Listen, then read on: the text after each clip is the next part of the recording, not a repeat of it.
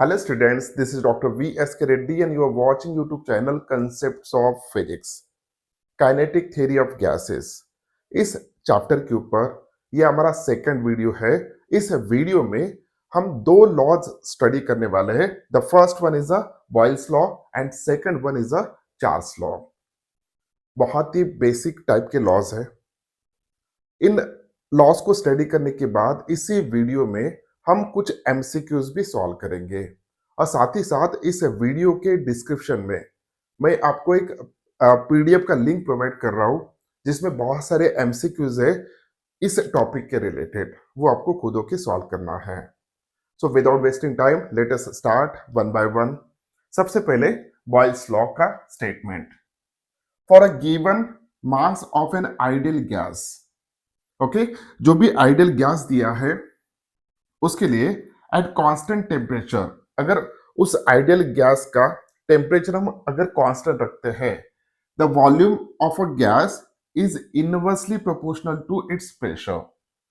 जो भी वॉल्यूम है it is inversely proportional to pressure.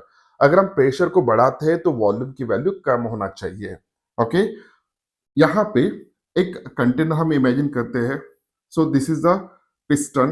It can move in upward and downward direction without any friction. Okay, अब यहां पे देखिए इस पोजीशन में इस कंटेनर में कुछ गैस हमने लिया है जिसका वॉल्यूम है V1। इस कंटेनर के ऊपर कितना प्रेशर एग्जर्ट कर रहा है? So it is a P1। यानी इस गैस के ऊपर जो भी प्रेशर एग्जर्ट हो रहा है दैट्स अ P1 एंड जो भी वॉल्यूम है उसका इट्स अ V1। अगर हम प्रेशर की वैल्यू बढ़ाते हैं, ओके, अगर हम इस एक्सपेरिमेंट में प्रेशर की वैल्यू बढ़ाते हैं तो डेफिनेटली गैस का कॉम्प्रेशन होगा, तो ऑटोमेटिकली गैस का वॉल्यूम कम होना चाहिए। यही इस लॉ का कहना है। अगर हम प्रेशर की वैल्यू बढ़ाते हैं तो वॉल्यूम कम होगा, अगर प्रेशर की वैल्यू कम करते हैं तो वॉल्यूम बढ़ेगा गैस का। Okay, so according to this law, for a given mass of an ideal gas at constant temperature, the volume of a gas is inversely proportional to pressure.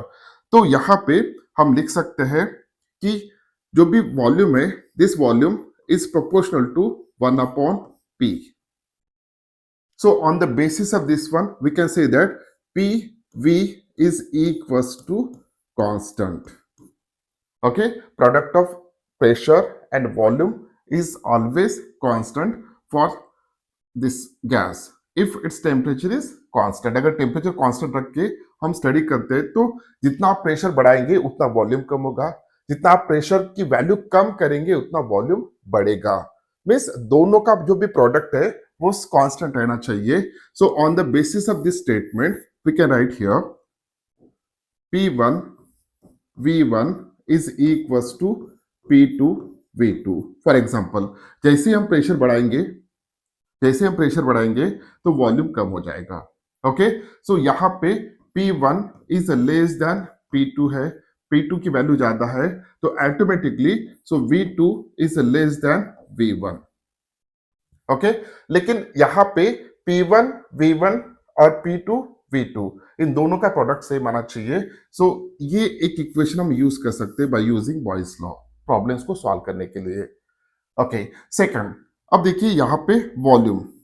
अब volume को हम अगर लिखना है, अगर मान के चलिए कि जो भी गैस है यहाँ पे उस गैस का वॉल्यूम है V, उस गैस की डेंसिटी है रो और पूरे गैस का मास है M। तो इन तीनों में क्या रिलेशन आएगा? Where V is a volume of the gas, rho is a density, mass density and M is a mass. तो डेंसिटी की वैल्यू क्या होता है? So density is equals to mass per unit volume. So therefore, on the basis of this one, we can write here volume is equals to mass upon density. तो V की value यहां पे हम substitute करेंगे। सो ये equation कैसा आएगा? सो P into V की जगह पे mass upon density is equals to constant, okay.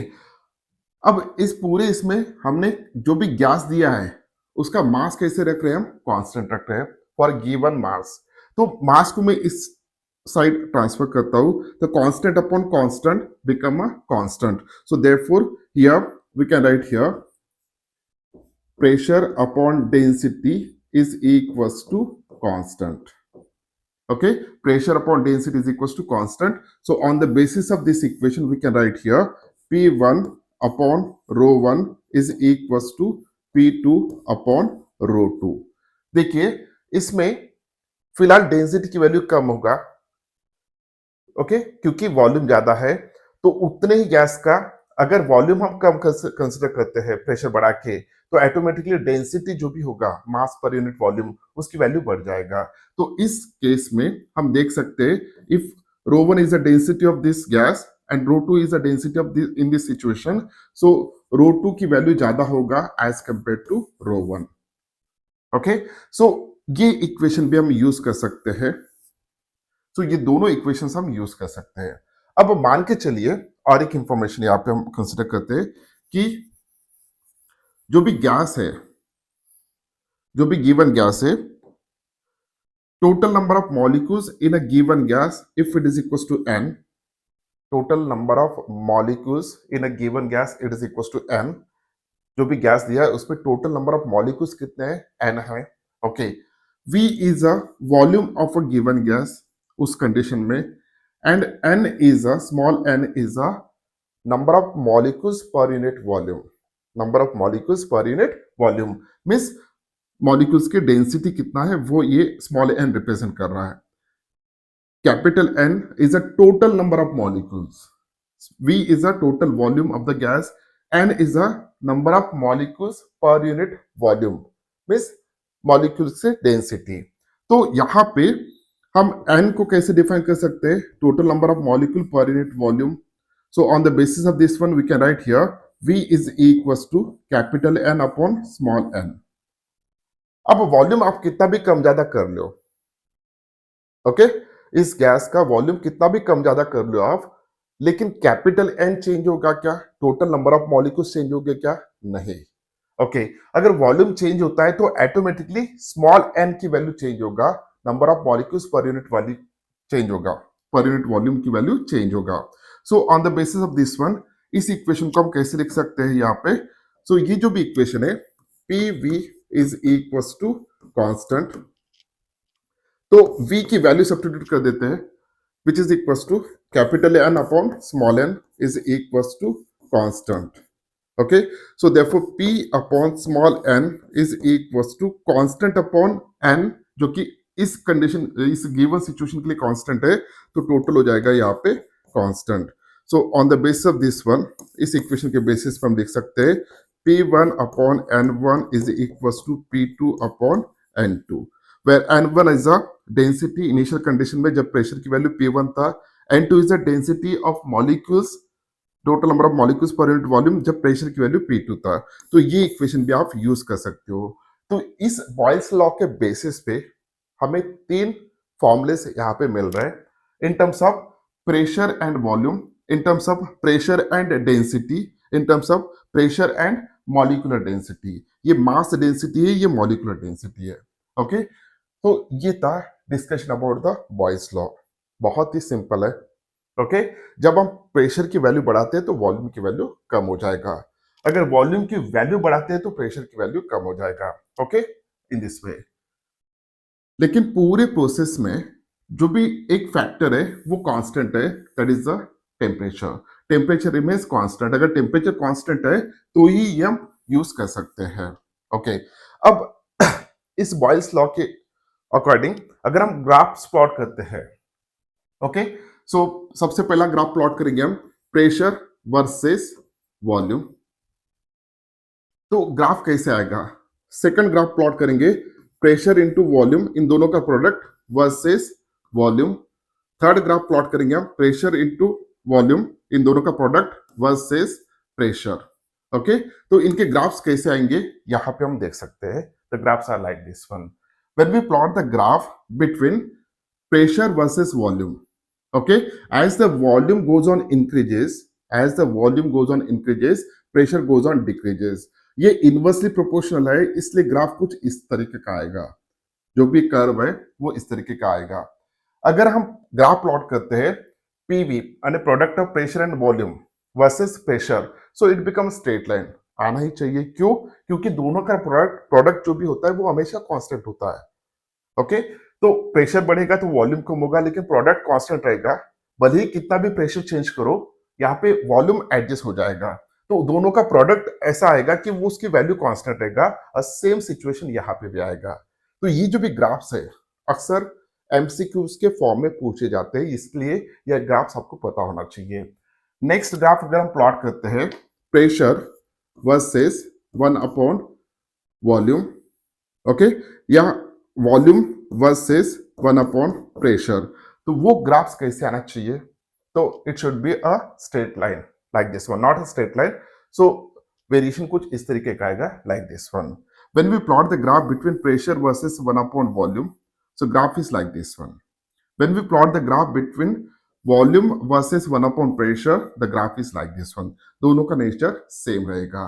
तो इन ग्राफ्स को आपको समझ में आना चाहिए कि कैसे प्लॉट हो रही है, ओके, क्योंकि इसके ऊपर एमसीक्यूज आ सकते हैं। ये था discussion about boys law. At constant pressure, at constant temperature, volume is directly proportional to, inversely proportional to pressure। Okay, अब इसी के ऊपर हम कुछ एक्सरसाइज यहाँ पे करते हैं। ओके, सबसे पहला प्रॉब्लम यहाँ पे दिया है, at constant temperature, temperature constant है, on increasing the pressure of a gas by 5%, pressure कितने से इंक्रीज हो रहा है? 5% से, will decrease its volume by, अगर प्रेशर इंक्रीज करते तो वॉल्यूम डिक्रीज होगा, लेकिन वो कितने से डिक्रीज होगा यहाँ पे हमें देखना है। क्या वो 5% से डिक्रीज होगा? The answer is that not. Let's try to calculate one. Okay, so यहाँ पे कांस्टेंट टेम्परेचर दिया है, प्रेशर इंक्रीज कर रहे हैं, तो इनिशियल प्रेशर हम कंसिडर करके चलते हैं, इट्स अ P1, ओके, और इनिशियल वॉल्यूम जो भी है हम कंसिडर करेंगे, it's a V1। So this is the initial situation. अब प्रेशर को हम कितना बढ़ा रहे हैं? तो 5% से बढ़ा रहे हैं, 5% से बढ़ा रहे प्रेशर को, जो भी प्रेशर है उसका 5% ले रहे हैं। अगर ये 100% है तो ये कितना होना चाहिए? 100 प्लस 5, 105। तो यहाँ पे अगर P1 के टर्म में, यानी इनिशियल प्रेशर के टर्म में मैं लिख सकता हूं, तो कैसे लिखना चाहिए वो? 1.05, ओके, P1, क्योंकि पहले 100% था, अब 5% से बढ़ने के बाद 105 हो जाएगा। ओके, पहले 1 था तो अब 1.05 हो जाएगा। सो this is a final pressure. अब वॉल्यूम पहले कितना था? V1, अब वॉल्यूम कितना हम कंसिडर करेंगे? V2। Okay, so by using Boyle's law, क्या है? So P1 V1 is equals to P2 V2। Okay, so P1 V1 is equals to P2 की वैल्यू कितना है? Final pressure, so it's a 1.05 P1 into V2. So this P1 get cancelled. So V1 is equals to 1.05 into V2. Okay, ये value हमें मिल गया है इसका, किसका? V1 का। ओके, सो V2 की वैल्यू कितना होना चाहिए? तो V2 is equals to V1 upon 1.05। So this is the value of V2। Okay, अब हम क्या करेंगे? V2 की फाइनल वॉल्यूम हमें मिल गया है, लेकिन इनिशियल वॉल्यूम हमें पता नहीं है। ओके, सो कितने परसेंट से कम हो रहा है वो हमें यहाँ पे फाइंड आउट करना है। So fraction change in volume का जो भी फॉर्मूला है, so delta V upon V, तो ये हम फॉर्मूला यूज करेंगे। So this is equals to, change कितना हो रहा है? So V1 minus V2 upon initial volume कितना है? V1। This is equals to V1, ये 100% आएगा, मल्टीप्लाइड बाय 100%।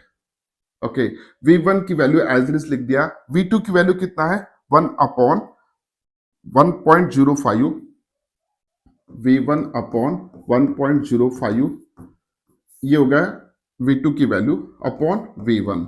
सब में से V1 कॉमन निकाल लिया अगर हमने, तो यहाँ पे क्या बचेगा? सो 1 माइनस 1 अपॉन 1.05, ये मल्टीप्लाइड बाय 100 है, मल्टीप्लाइड बाय 100 है। This is equals to 1.05 minus 1 upon 1.05, okay, multiplied by 100।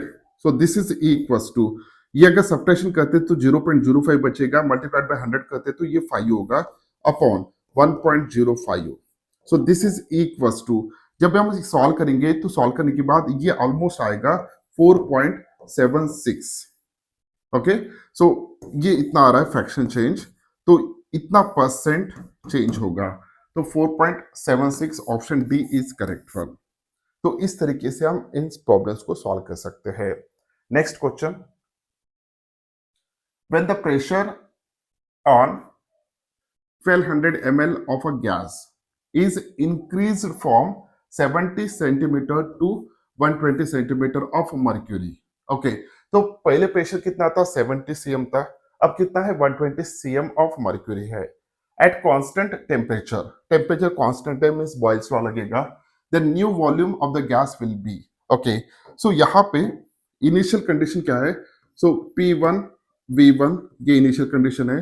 Final condition क्या है, P2 V2 ये फाइनल कंडीशन है. ओके, सो इनिशियल जो भी प्रेशर है वो कितना है, so it is equal to 70 cm. Final pressure कितना है, it is equal to 120 cm. Initial volume कितना है, it is equal to 1200 ml. Final volume कितना है पता नहीं है. Okay, question mark. So by using Boyle's law, P1 V1 is equal to P2 V2. तो P1 की वैल्यू कितना है, 120, sorry it's a 70 multiplied by 1200, this is equals to 120 multiplied by V2. Okay, so 70 multiplied by 1200 divided by 120 is equals to V2. तो यहाँ पे कितना, 10.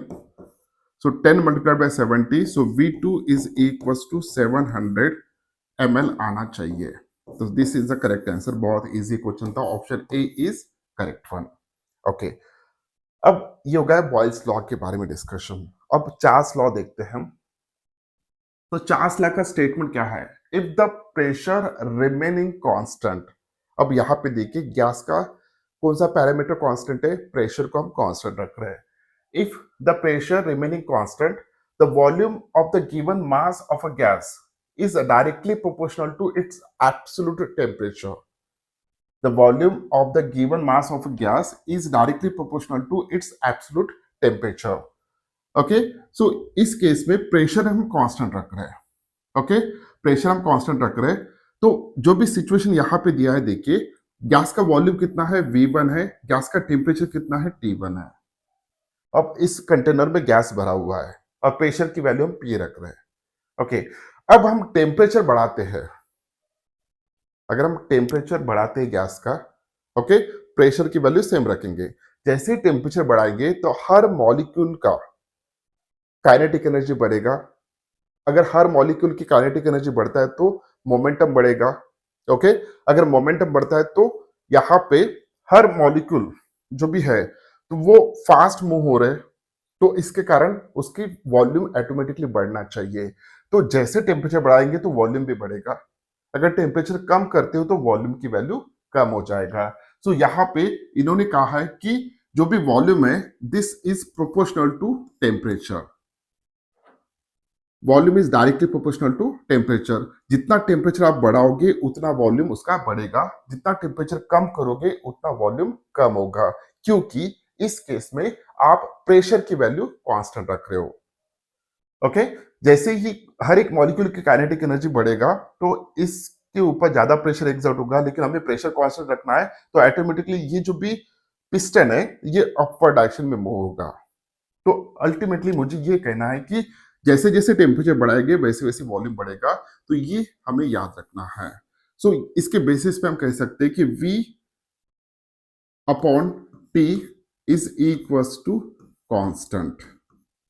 Okay, the V upon T is equals to constant. So on the basis of this one we can write here. So V1, क्योंकि दो situation अगर लेते हैं, अगर हमने टेम्परेचर बढ़ा देते हैं तो वॉल्यूम भी बढ़ेगा. तो देखिए यहाँ पे आपको दिख रहा है. सो जैसे यहाँ से इस सिचुएशन से इस सिचुएशन में जा रहे हैं तो टेम्परेचर की वैल्यू हम बढ़ा रहे हैं. टेम्परेचर की वैल्यू बढ़ाते हैं तो ऑटोमेटिकली वॉल्यूम बढ़ेगा. दोनों केस में प्रेशर की वैल्यू कांस्टेंट है. ओके, सो इनिशियल कंडीशन में जो भी टेम्परेचर और वॉल्यूम है it's a V1 and T1 और यहाँ पे it's a T2 and V2. So V1 upon T1 is equals to V2 upon T2. So this gives V1 T2 is equals to V2 T1. So ये formula हम use करेंगे Charles law का. When pressure remains constant, उस situation के लिए ये हम use कर सकते हैं. ओके तो अब यहाँ पे अगेन वॉल्यूम क्या है हमने देखा है. So V upon T is equal to constant, यही हम यूज करेंगे. So V upon T is equal to constant. तो V की वैल्यू हम कैसे रख सकते हैं यहाँ पे. So it's a mass upon density. ये होगा V की value. T as it is रखेंगे. So M upon T into rho, where rho is a density. So this is remains constant. So on the basis of this one, so T into rho को अगर इस side लाते हैं और constant को इस side लाते हैं तो M for given situation M constant है. So ultimately T into rho is equals to constant आएगा. तो दूसरा इक्वेशन हमें मिल गया है यहाँ पे कि टेम्परेचर एंड डेंसिटी ओके दोनों का प्रोडक्ट रिमेन्स कांस्टेंट. अगर टेम्परेचर बढ़ता है तो यहाँ पे डेंसिटी की वैल्यू कम हो जाएगा. Okay so therefore we can write here T1 rho 1 is equals to T2 rho 2. दो अलग सिचुएशन में ये बनेगा क्योंकि यहाँ पे डेंसिटी की वैल्यू ज्यादा है, यहाँ पे डेंसिटी की वैल्यू कम है क्योंकि उतना ही गैस ज्यादा वॉल्यूम में है तो डेंसिटी की वैल्यू ऑटोमेटिकली कम हो जाएगा. यहाँ पे डेंसिटी की वैल्यू ज्यादा है. तो ये दो इक्वेशंस हम यूज कर सकते हैं. ओके अब यहाँ पे और एक चीज जो इंपॉर्टेंट है जैसे कि वॉल्यूम यहाँ पे हमने देखा है कि volume is equals to total number of molecules upon molecular density. अगर ये सब्स्टिट्यूट यहाँ पे करते हैं इस इक्वेशन में okay so V upon T is equals to constant था तो V की value n upon capital N upon small n रखेंगे तो capital N upon T into small n is equals to constant. तो यहाँ पे ये मास डेंसिटी होगा, यहाँ पे ये मॉलिक्यूलर डेंसिटी होगा. Okay number of molecules per unit volume. So on the basis of this one we can write here T small n is equals to constant. तो इसी तरह इक्वेशन लिख सकते हैं हम. सो कौन सा इक्वेशन लिखेंगे. So T1 N1 is equals to T2 N2. So ये फॉर्मूला भी आप यूज कर सकते हो. तो ये एक फॉर्मूला हो गया, ये एक फॉर्मूला हो गया और ये तीसरा फॉर्मूला हो गया. ये तीन फॉर्मूलेस आप यूज कर सकते हो प्रॉब्लम्स को सॉल्व करने के लिए. और एक इंपॉर्टेंट फॉर्मूला यहाँ पे हम डिस्कस करने वाले हैं. देखिए यहाँ पे अगर 1 डिग्री सेल्सियस से मैं टेम्परेचर को बढ़ाता हूं, सिर्फ 1 डिग्री सेल्सियस से अगर टेम्परेचर को बढ़ाता हूं तो वॉल्यूम कितना चेंज होगा. क्योंकि टेम्परेचर अगर बढ़ाते हैं तो वॉल्यूम भी बढ़ेगा नो डाउट. तो 1 डिग्री सेल्सियस टेम्परेचर अगर मैं बढ़ाता हूं तो वॉल्यूम कितना बढ़ेगा. इसके लिए एक फॉर्मूला है. सो वो फॉर्मूला मैं यहाँ पे लिखने जा रहा हूं. So that formula is V at temperature T in degree Celsius is equals to V naught, this is the temperature at 0 degree Celsius, into 1 plus 1 upon 273.15 into T. सो ये फॉर्मूला बहुत इंपॉर्टेंट है, इसके ऊपर क्वेश्चंस आ सकते हैं. सो this is a volume at temperature T. ये पूरा का पूरा जो भी है Charles law in degree Celsius के स्केल में है.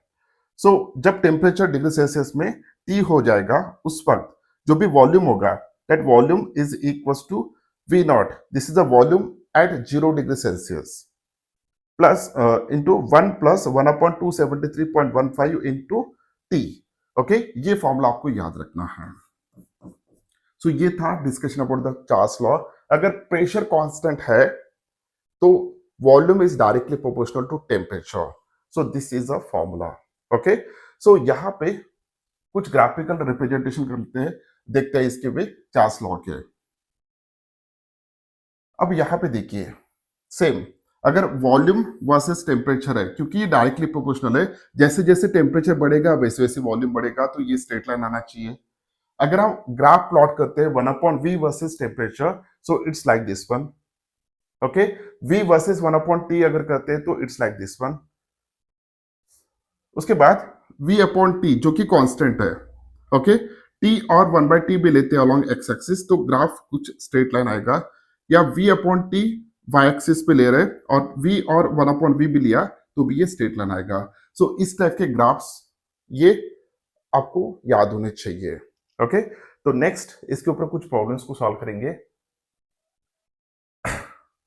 To double the volume of a given mass of an ideal gas at 27 degree Celsius, keeping the pressure constant, one must rise the temperature in degree centigrade 2.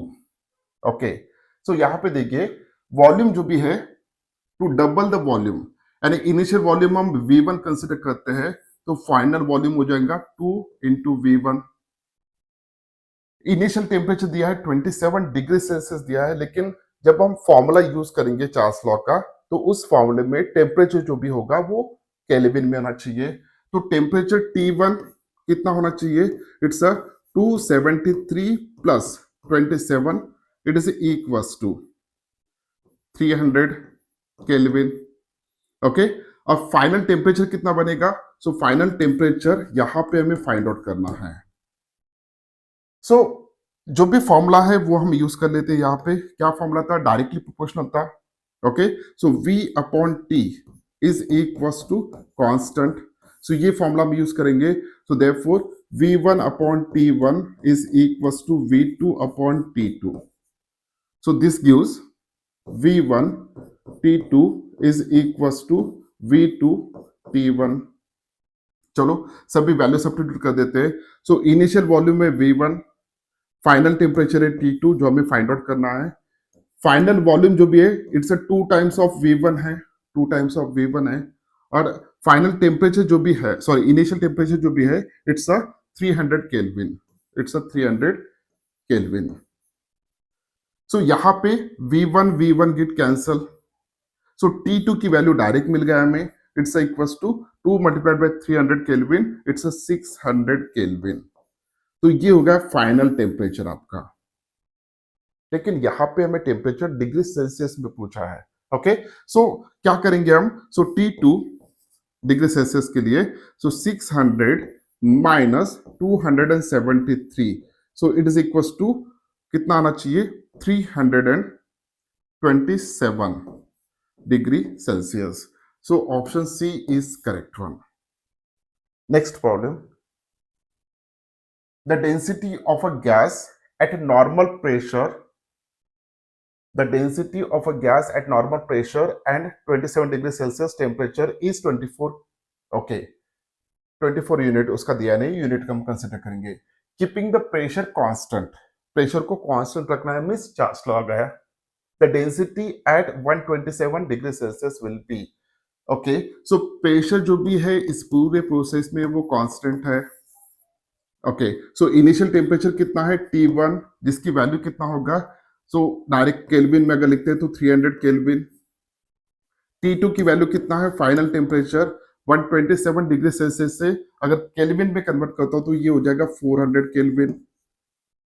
Initial density कितना है? Initial density जो भी है, so initial density is equals to, so ρ1 which is equals to 24 unit हम consider करेंगे। तो final density कितना होगा ये क्वेश्चन मार्क है, ओके। अब टेम्परेचर और डेंसिटी इसके टर्म में हमने यहां पे देखा है, इसके पहले केस में टेम्परेचर और डेंसिटी में रिलेशंस,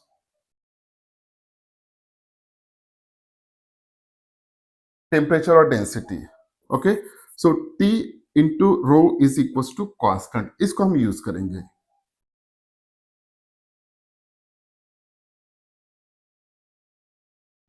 सो फॉर्मूला होगा T1 ρ1 is equal to T2 ρ2, okay.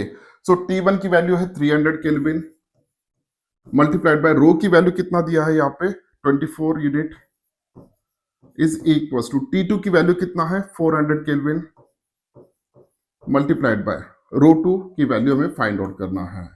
So ρ2 is equal to 300 multiplied by 24 upon 400, so 0 0 get cancel, okay, तो ये हो जाएगा 6 मल्टीप्लाइड बाय 3 हो जाएगा 18। सो रो 2 की वैल्यू आ रहा है 18 unit. So option C is correct one. Okay, तो ये था discussion about Boyle's law and Charles law. बहुत ही इंपॉर्टेंट है और बहुत ही बेसिक भी है। एक इसमें टेम्परेचर कांस्टेंट था, दूसरे केस में प्रेशर कांस्टेंट था। बाकी दो पैरामीटर का वेरिएशन कैसे हो रहा है वो हमने देखा है।